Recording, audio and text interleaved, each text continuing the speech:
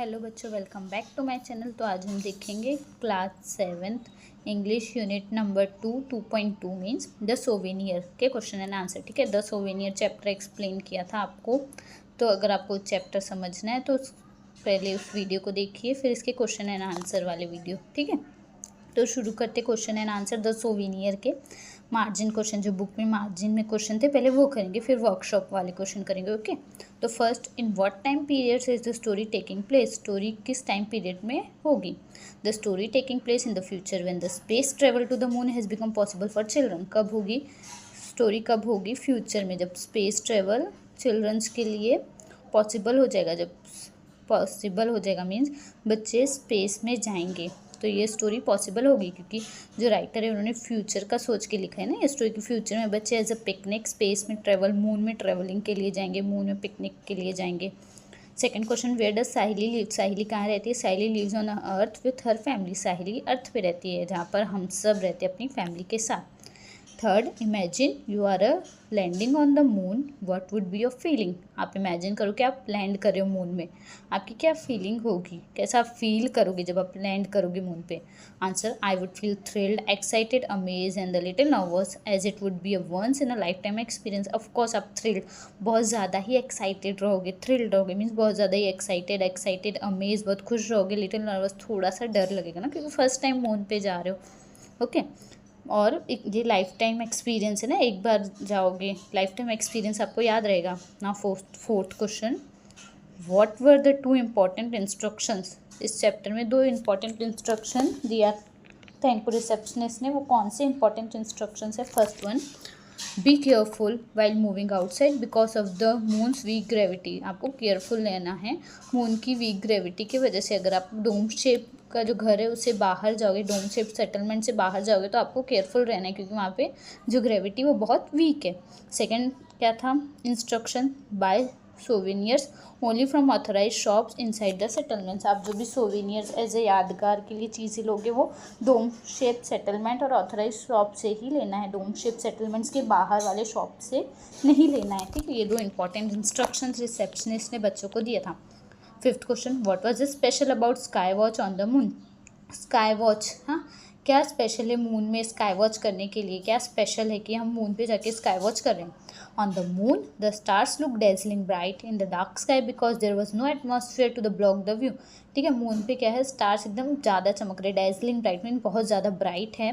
Dark sky because there was no atmosphere, और वहाँ पे एटमॉस्फेयर नहीं है जो व्यू को ब्लॉक करे। हमारे अर्थ में एटमॉस्फेयर है जिसकी वजह से हमें स्टार्स नहीं दिखते ना, या रेयर दिखते, बट मून में ऐसा एटमॉस्फेयर नहीं है, तो स्टार्स क्लियरली ब्राइट दिखते, बहुत ज़्यादा ब्राइट दिखते हैं। Six, what does it tell you about the condition on the earth at that time. हमें इस टाइम पे मीन्स क्या कंडीशन बता रहे अर्थ का। It shows that the earth the sky was a foggy. क्या है इस टाइम पे अर्थ की कंडीशन कैसी है। अर्थ द स्काई फॉगी है, पॉल्यूटेड है, and the stars were rarely seen clearly. और स्टार बहुत रियरली हमें देखने को मिलते हैं, क्योंकि पॉल्यूशन के वजह से, फॉगी होने की वजह से हम स्टार्स नहीं देख पाते ना। Question 7, what would be the overall effect of having no atmosphere. अगर एटमॉस्फेयर नहीं है तो इसका क्या इफेक्ट होगा। Stars and celestials body would be seen very clearly. Stars और जो भी सेलेस्टियल्स बॉडी है मीन्स जो भी हमारे सोलर सिस्टम के पार्ट है वो हमें क्लियरली दिखेंगे। There would be no air to breathe, और एयर नहीं रहेगी। There would be no air to breathe, air नहीं रहेगी ब्रीथ करने के लिए अगर एटमॉस्फेयर नहीं हुआ तो।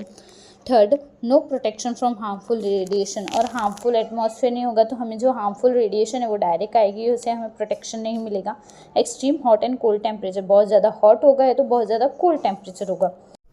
What could be the reason behind the unique sitting arrangement। ठीक है, यूनिक सिटिंग अरेंजमेंट के पीछे रीज़न क्या था। Answer, the circus sitting arrangement was unique so that the spectators could sit inside the tent while the performers perform outside giving a different and exciting experience. उल्टा था ना, mostly क्या हो जाता है, जो परफॉर्म करने वाले हैं वो टेंट के यहाँ पर बैठते हैं और जो स्पेक्टेकर्स है वो बाहर बैठ के वो परफॉर्मर को देखते हैं, उनका परफॉर्मेंस देखते हैं।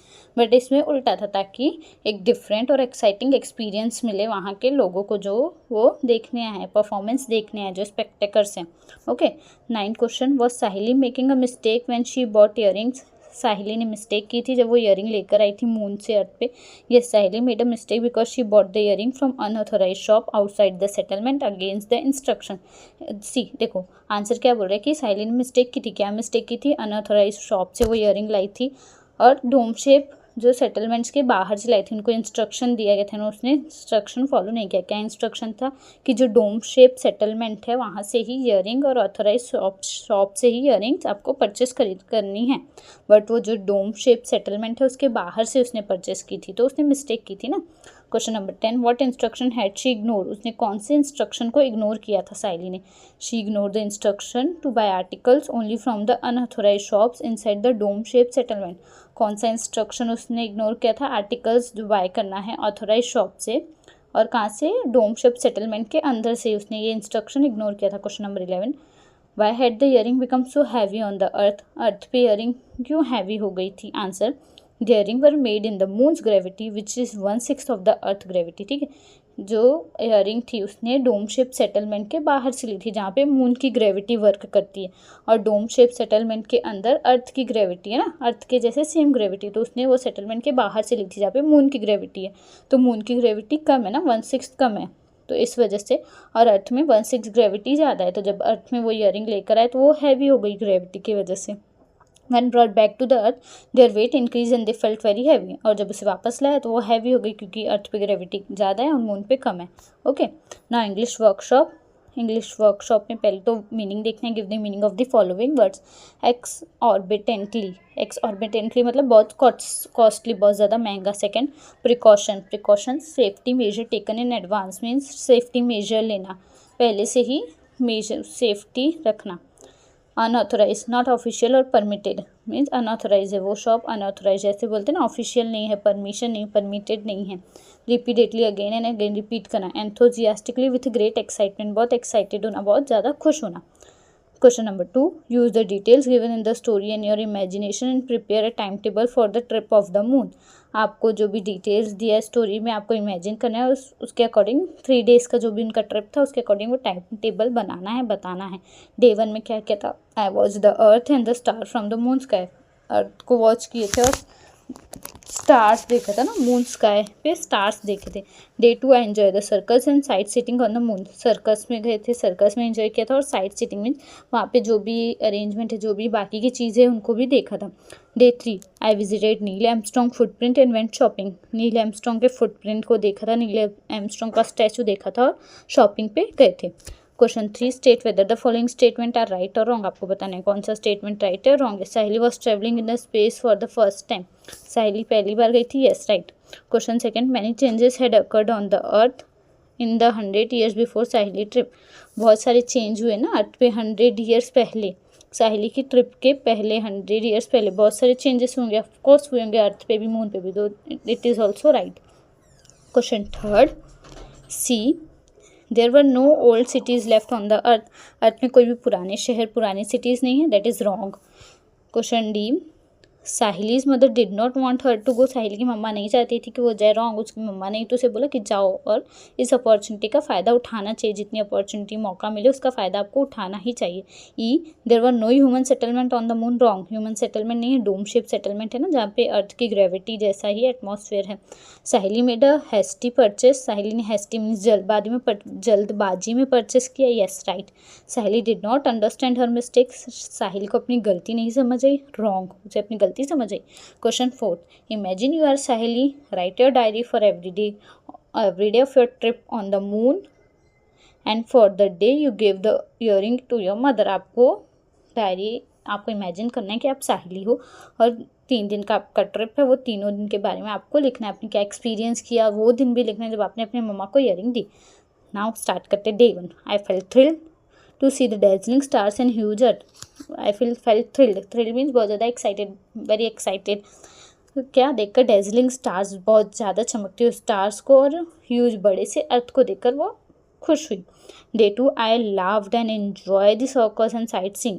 आई लाव मीन्स बहुत हंसी और इन्जॉय किया सर्कस को, और साइट सीइंग मीन्स वहाँ आजू बाजू की जगह भी देखा।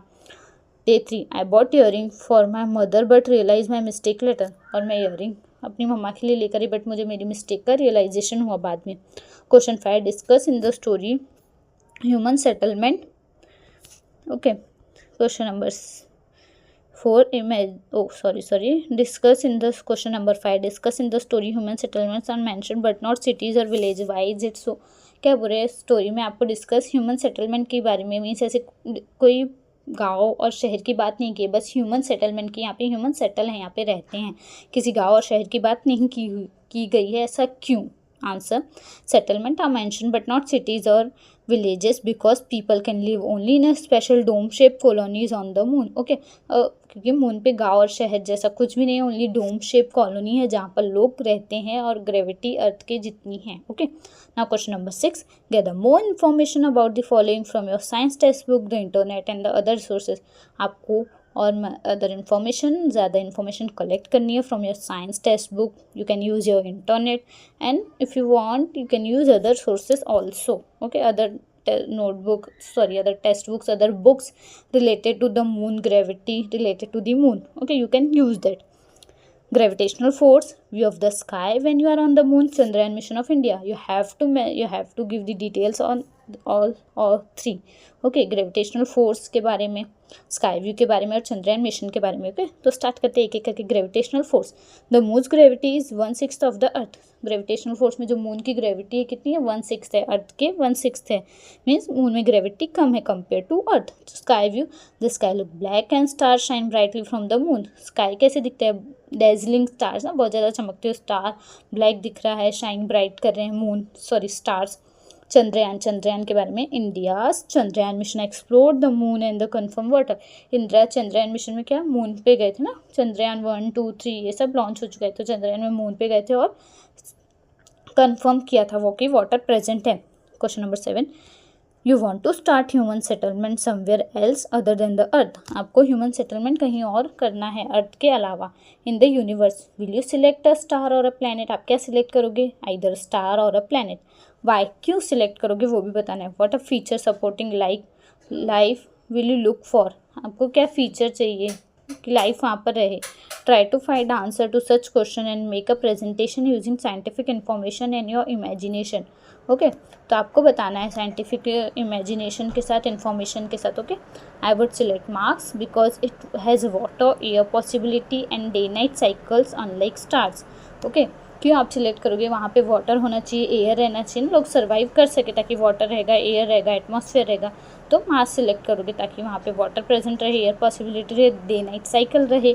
हाँ, okay, so you have selected Mars, you can select Mars. Okay, तो now question number 8, language study. Common noun, some noun stand for a number of persons. Common noun means common, किसी भी पर्सन का common name, किसी भी thing का name that is comes under common noun. Person or thing take together, they are called collective noun. collective noun क्या होता है? some noun stand for a number की बात करें, person की, things की बात करें एक साथ, they are उसे collective noun. collective means group की बात करेंगे, डायरेक्टली हम कह सकते हैं ग्रुप की बात. Example, class, a class of 60 student. Class की बात की तो क्लास में 60 students. Herd of cattle, cattle का ग्रुप. लॉक ऑफ शिप का एक group. A team of players की एक टीम, ग्रुप है ना. A list of names, name का लिस्ट. नेम्स मीन्स बहुत सारे नेम है. Collective noun also have a singular and plural form. Collective noun में सिंगुलर भी होते हैं, प्लूरल भी होते हैं. ओके, एग्जाम्पल देखते हैं. Class, classes. Herd, herds. Team, teams. Make a collection of collective nouns. आपको कलेक्टिव नाउन के कलेक्शंस बताने. So first, a class of students studies together. Class of students जो पढ़ रहे हैं एक साथ. Second one, a herd of a cattle graze in the field. Cattle का हर्ड, कैटल का ग्रुप जो ग्रेज करे, खा रहा है फील्ड में, खेती में, वो ग्रेजिंग करे. ग्रेजिंग मतलब जो खाना खाते थे, called a grazing. Flock of a sheep moves together. Sheep का फ्लोक है means group of sheep, they are moving together. Fourth one, a team of players play cricket. Players का टीम है जो क्रिकेट खेल रहे हैं. Fifth one, a crowd of people gather in the market. लोगों का जो क्राउड है मीन्स झुंड है, लोग हैं मार्केट में. A galaxy of stars shine in the sky. Galaxy of stars means बहुत सारे stars, group of stars shine करें स्काई में. A bundle of sticks is tied together. Sticks के बंडल मीन्स बहुत सारे स्टिक एक साथ टाई किए, that is a bundle. A shoal of fish swims in the river. Shoal means group of fish swim in the river. An army of soldiers protects the nation. Army of soldiers. Okay, army, soldiers की जो है army means group of soldiers, they are protecting the nation, protecting the India.